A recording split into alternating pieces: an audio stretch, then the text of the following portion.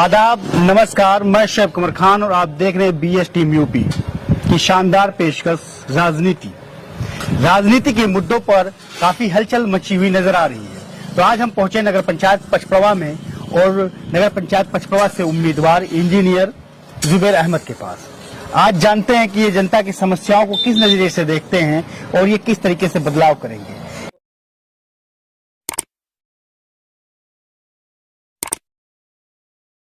उसी चीज की पड़ताल करेंगे कि इनका चुनावी माहौल क्या है और जनता क्या इन पर भरोसा जताएगी। तो जुबैर अहमद साहब, आपका स्वागत है हमारे चैनल पर। मेरा पहला सवाल जो आपसे है वो ये है कि आपने इंजीनियरिंग की और इंजीनियरिंग करने के बाद आपने क्यों राजनीति का रास्ता चुना?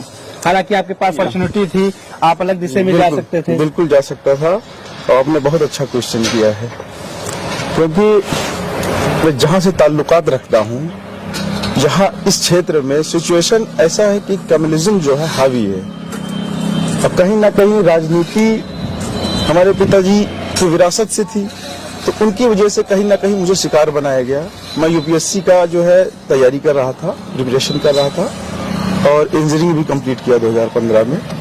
उसके बाद में हमारे ऊपर जो है राजनीतिक जो है कुछ कारणों की वजह से इतना दबाव, मेंटली हरासमेंट किया गया तत्कालीन जो गवर्नमेंट थी उन लोगों के द्वारा, उनके कार्यकर्ताओं के द्वारा या उनके जो यहाँ पे विधायक थे उनके द्वारा, जो मंत्री थे।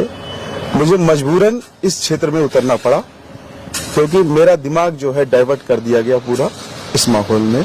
हालांकि मैं जब इस माहौल में आया तो देखा कि ये लोग गरीबों का, मजलूमों का, ये लोग खून चूस रहे हैं, इतना अत्याचार कर रहे हैं इनके ऊपर। अगर मैं आके इनके साथ खड़ा हो जाऊं तो शायद इनको कोई बल मिले, गरीबों को, मजलूमों को। और इन हालातों को देखते हुए मैं सामाजिक तौर पे समाज में रह के समाज का सेवा करना पसंद किया, ना कि नौकरी किया, नौकरी छोड़ के। प्रधानी चुनाव में थे जी, और वहाँ जनता ने आपको नकार दिया, तो उसमें क्या कमी थी? किस वजह से जनता ने आपका साथ नहीं दिया? प्रधानी की बात नहीं, मैं 2015 में लड़ा था एज अ प्रतिनिधि और मुझे एक तरफा जीत मिली थी। मुझे उम्मीद नहीं था कि मैं इंजीनियरिंग कंप्लीट हुई थी 2015 में, मुझे 2 महीने का मौका मिला और 2 महीने में आके अपनी ग्राम पंचायत में अपनी बातें रखी, समझाया लोगों को और ज्यादा से ज्यादा वोटों से हमारी ग्राम पंचायत से वर्ग के लोगों ने जिताया 2015 में। और सेकंड की बात ऐसी थी, कुछ हालात ऐसे बने कि जो होता है पारिवारिक विरोध होता है। जैसे मेरा गांव एक परिवार की तरह है, तो क्या हुआ कि कुछ लोग ऐसे ही हमारे, मान लीजिए एक सिसानिया गांव है, एक बरगदी है, एक देहवा पुरवा है, तो वहाँ पे 8-10 लोग खड़े हो गए। तो मान लीजिए 8-10 लोग खड़े हो रहे हैं, तो वहाँ पे अपने परिवार का ही वोट पा गए तो 50 वोट पा गए। तो ऐसे हुआ, कोई 100 पा गया, कोई 50 पा गया, इस तरीके से डिवाइडेशन हो गया। बाकी दिल अब भी और तब भी हमारा मिलता रहा लोगों से और मेरे ग्राम पंचायत के लोगों का भी मुझसे मिलता रहा। और मैंने कल अभी मंच संचालन किया सिसानिया गांव में, संघ ग्राम पंचायत के संघ बरगदी। वहां पे जिस तरीके से भीड़ इकट्ठा हुई, पूरी ग्राम पंचायत की जन समर्थन मिला, ऐसे देख के लग रहा था कि 100 के 100% मुझे वोट मिलने वाले हैं उधर के इस नगर पंचायत के चुनाव में संघ बरगदी से। जैसे आपने भीड़ की बात की, जी। भीड़ जो देखने को मिलती है वो वैसे की सभा में भी काफी मिलती है, तो उस भीड़ को वोट में बदल नहीं पाते हैं, तो आप कैसे उस भीड़ को वोट में बदलेंगे?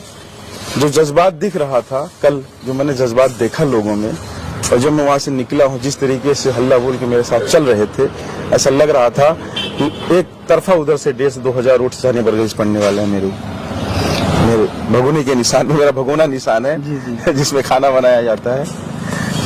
वो तो खैर निशान आपको काफी आसानी मिल रहा है, जनता को पहचानने में दिक्कत नहीं पड़ेगी। लेकिन आपको लगता है कि इस चुनाव चिन्ह से जनता आपकी तरफ और आगे आएगी, जनता को आसानी होगी? बिल्कुल, ये चुनाव चिन्ह ऐसा चुनाव चिन्ह है कि हर घर में, हर होटल पे, हर जगह, हर दिल में मौजूद है इस समय। आपने बताया अपना आपका ग्राम सभा बहुत ठीक है, लेकिन आप पचप्रवा लग रहा है, बरगदी लग रहा है, बरगदवा है, जुड़ी कुइयां है, तो यहाँ आप कैसे काम करेंगे? क्योंकि ऑलरेडी मौजूदा चेयरमैन का एक वर्चस्व है, फिर नगर के कई प्रत्याशी हैं उनका वर्चस्व है, बरगदवा में इंजीनियर सहबाज हैं उनका भी वर्चस्व है, तो इस वर्चस्व में आप सेंध कैसे लगाएंगे? सेंध लगाना नहीं है, सब लग चुका है, जन समर्थन मेरे साथ है। जो मौजूदा चेयरमैन है उनकी हालत तो इतनी बुरी है कि वो 500 वोट में सिमटने वाले हैं पचकड़वा से, और 100-200 इधर उधर पा जाएंगे, जमानत जब्त हो जाएगी इस बार। उनको पता है और एहसास है, उनके चेहरे पे पढ़ा जा सकता है। बाकी आप बरगदवा की बात कर रहे हैं, बरगदवा में लगभग 70%, 60 to 70% मेरे साथ है वहां की जनता, और उनके मैं दिल में बसता हूं, ना कि दिखावे के लिए वहां पे। और मेरे पास जो भीड़ इकट्ठी होती है वो उन लोगों के अंदर एक जज्बा और दिल से जुड़े हुए लोग हैं। लोग करें कि इंजीनियर जुबेर को जनता सीरियस ही नहीं लेती है, तो उन्हें वोट क्या देगी? बौखलाए हुए हैं ये सारे कैंडिडेट, बौखलाए हुए हैं। इनको पता है कि जुबेर नेक्स्ट चेयरमैन होने वाला है और यहाँ की टाउन एरिया में बैठने वाला है। ये बौखलाहट में कह रहे हैं कि ऐसा ना हो कि बाजी मार ले जाए।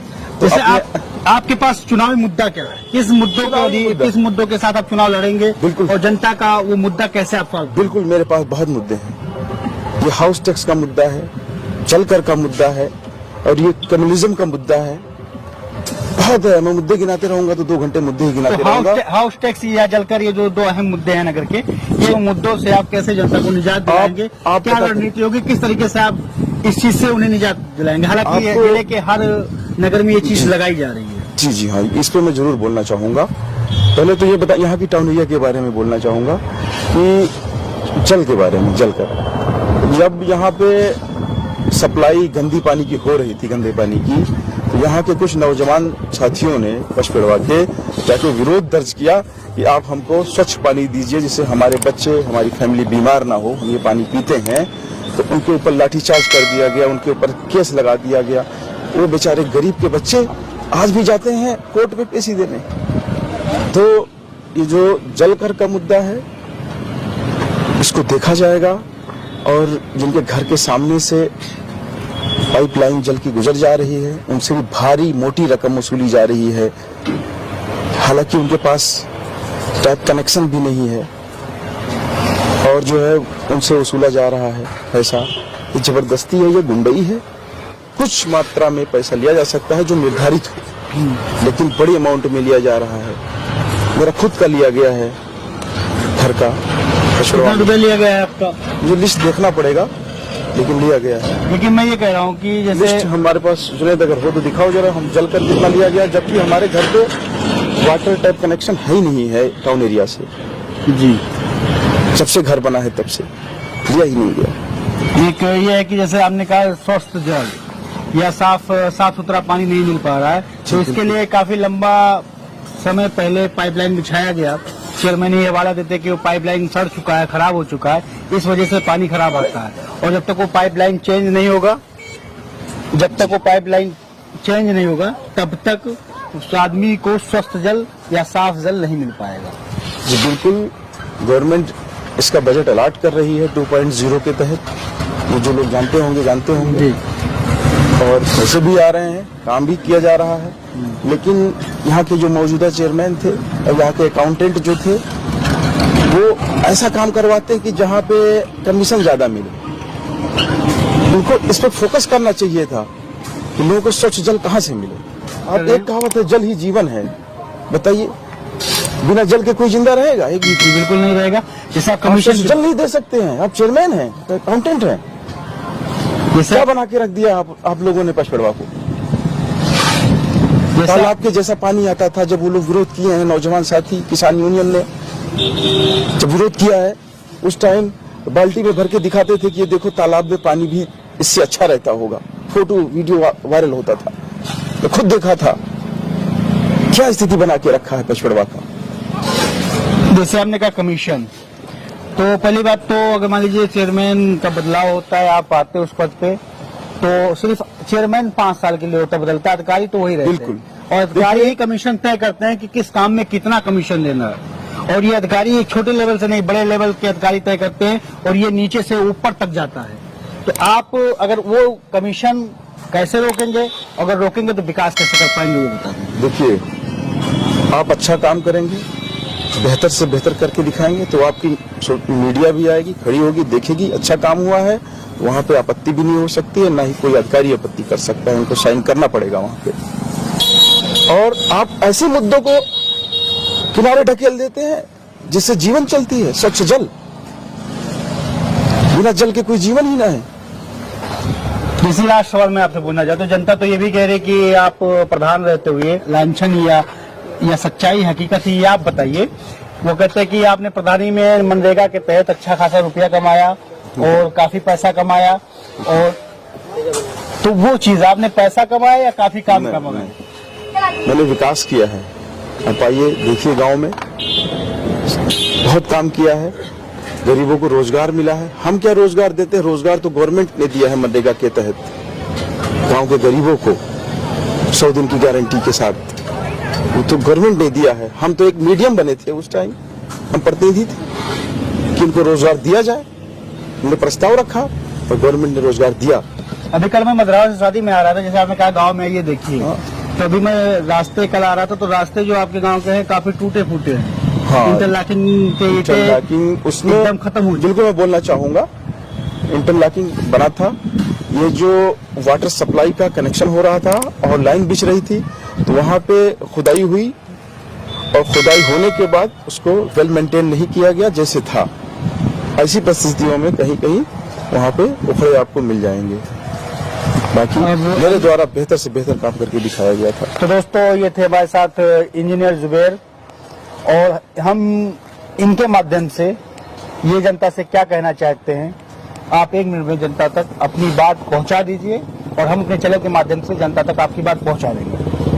जी, मैं सभी भाइयों, दोस्तों, नौजवान साथियों से अपील करना चाहता हूं कि इस नगर पंचायत की इलेक्शन में मेरा निशान भगोना है, जिसमें खाना बनाया जाता है। उस भगोने के निशान पे आप लोग मोहर लगा के भारी से भारी मतों से विजयी बनाएं। और एक चीज ध्यान रखिएगा, मेरे साथ नौजवान हैं और कंधे से कंधा मिला के चल रहे हैं, और मैं गरीबों का साथी हूं और गरीब हमारे साथी हैं। आइए कंधे से कंधा मिला के चला जाए और आपका जुबैर आपके साथ चलेगा जीतने के बाद भी। जैसा हूं वैसा रहूंगा इंशाल्लाह, ये मेरा वादा है। दोस्तों, जो आपके मुद्दे थे, जो सवाल थे, हमने जुबैर अहमद तक पहुंचाया और जानने की कोशिश की। अब आपको तय करना है कि इन पर भरोसा करना है या इनको नकारना है, ये आपकी जिम्मेदारी है। मैं इस पे कुछ नहीं कहना चाहूंगा।